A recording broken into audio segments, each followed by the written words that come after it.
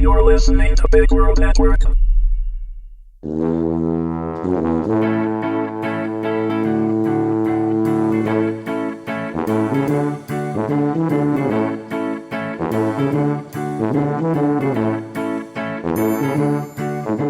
Average, Season 1, Episode 12. Written by Jonathan Thompson, read by Heather Thompson. An immediate panic thought of, "He can hear my thoughts?" rang through my head, followed by, "Stop listening to my thoughts!" Trust me, I wish I could. As soon as I opened my mouth, a lifetime of pent-up geekery burst out. How does it work? What does my brain sound like? How did you Slow down, Quinn. First of all, my mind is very special. It doesn't work like most people's. I'm not sure if you can understand that. Mind reading isn't as simple as movies make it seem. Have you ever really paid attention to your thoughts? They're probably a jumbled mess.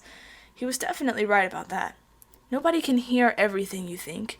It just wouldn't make sense. I've only met a few people who are as gifted as me, and they can only hear thoughts about certain topics. So what do you hear? I asked. Anything that has to do with me, he said frankly. You can read people's minds, but only when they're thinking about you? He answered proudly. It's because I had to learn to protect myself, so my superior mind developed it as a defense mechanism. Looking back on it now, it was only my excitement that held me back from thinking terribly insulting thoughts in response to his boasting, so I kept the conversation moving. So why are you telling me? Why now? You already figured it out, didn't you? You've been testing me all night. I knew what you were doing. That's why you were insulting my food and shouting at me the whole time. But you kept it a secret for years. Why tell me now? Quinn, please, I know what I'm doing. You proved yourself dealing with that idiot at your school. That's exactly how I would have handled him. Proved myself? At what?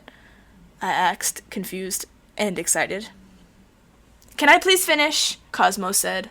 I hadn't actually cut him off, or at least I didn't think so, but he just said that sometimes, so I learned to ignore it. It was like a snotty word whisker. If you just let me finish my thought, you'll probably find it answers your question. Silence.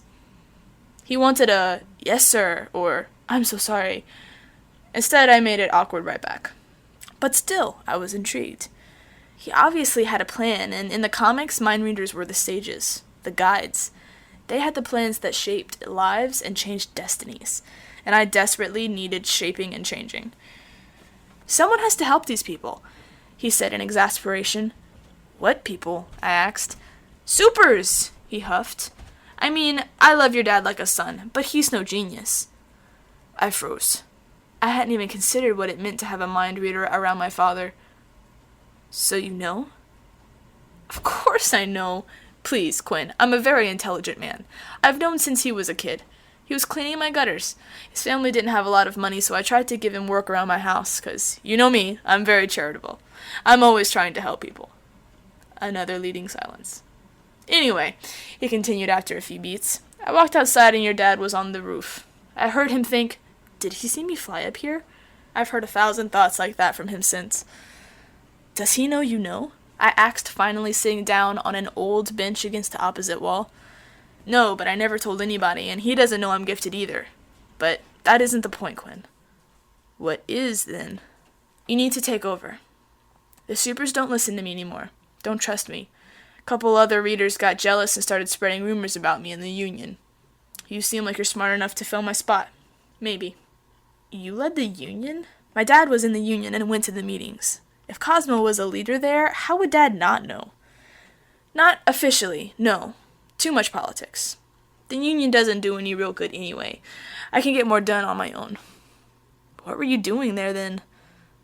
I'm a thinker, Quinn. You know that. I was trying to catalog the powers, define them each individually. I have a theory that, while there might be a predisposition to powers in the family, I think that an individual's life experiences make their powers unique to them. And they won't talk to you anymore? No, they're all too petty. So you want me to get them talking?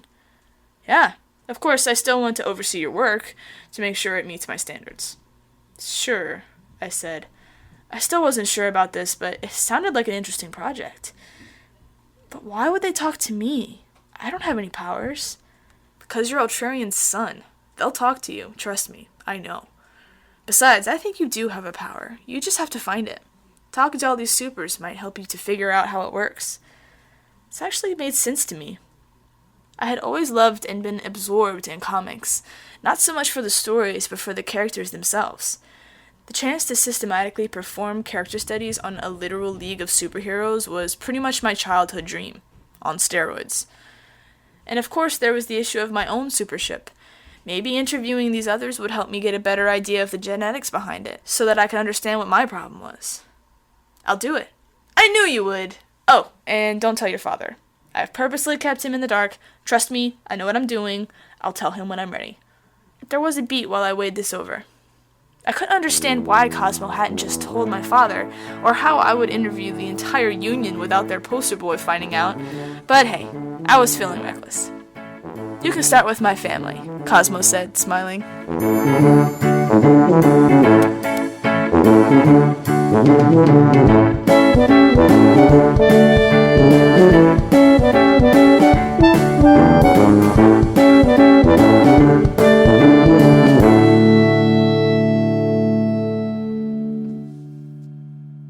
Music by Kevin MacLeod.